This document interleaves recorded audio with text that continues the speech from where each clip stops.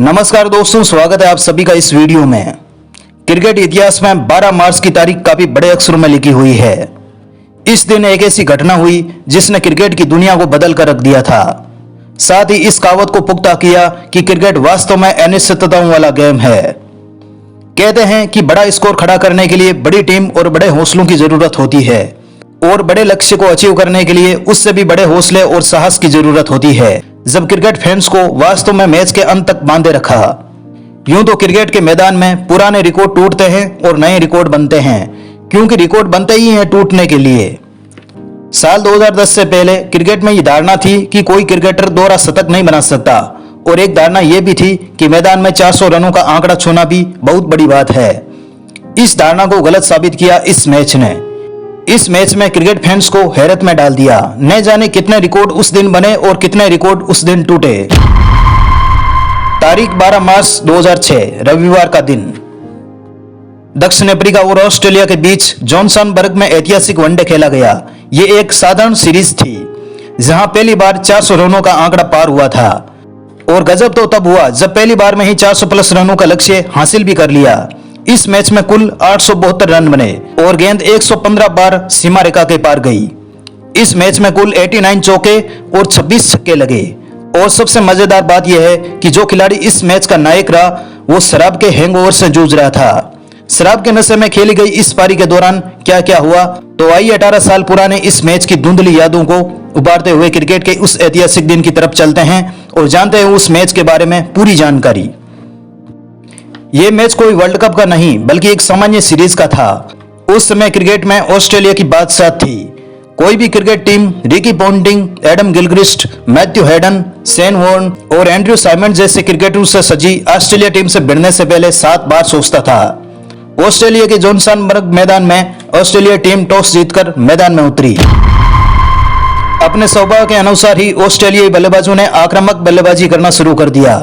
बल्लेबाजों को देखकर लग रहा था कि वे अफ्रीकी गेंदबाजों को बुरी तरह रौंदने के मूड में है, लेकिन उस समय दोनों टीमों में तगड़ी प्रतिस्पर्धा थी। एक दूसरे को हराने के लिए टीमों में होड़ मची रहती थी।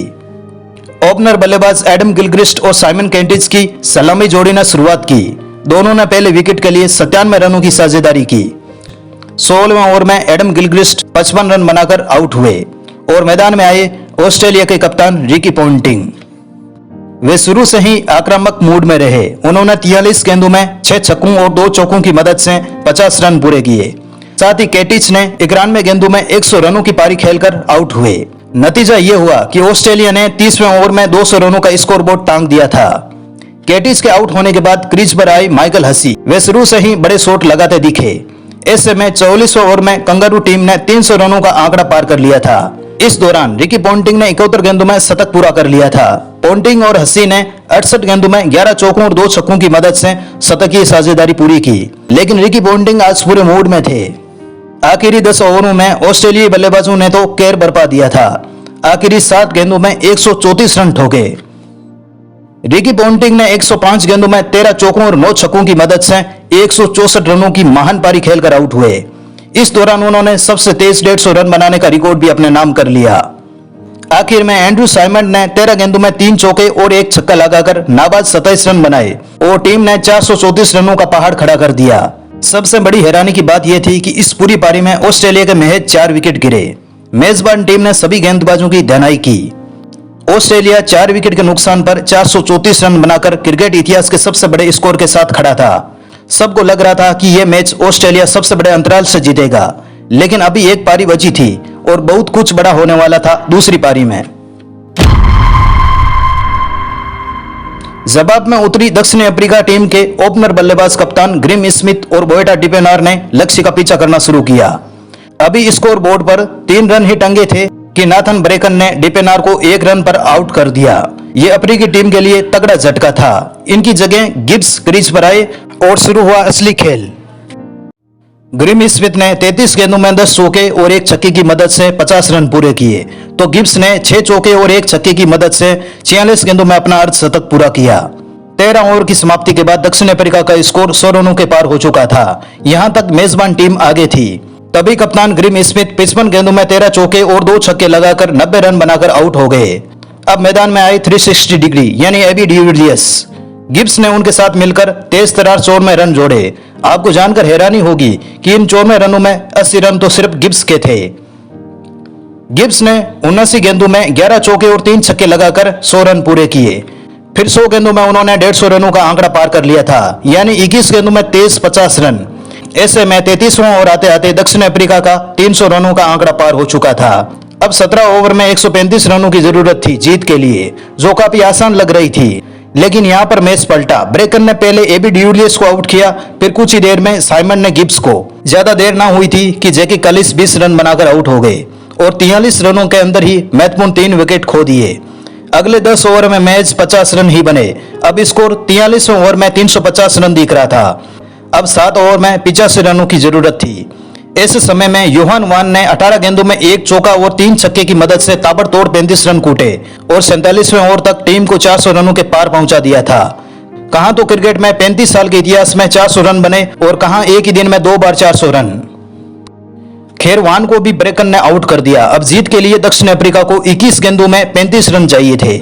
यहां रोजर ने 6 गेंदों में 12 रन बनाकर इस काम को थोड़ा आसान कर दिया। वहीं मार्क बाउचर ने 49वें ओवर में 17 रन बटोरे। अब जीत के लिए 7 रनों की जरूरत थी। पहली गेंद मार्क बाउचर ने 1 रन लिया।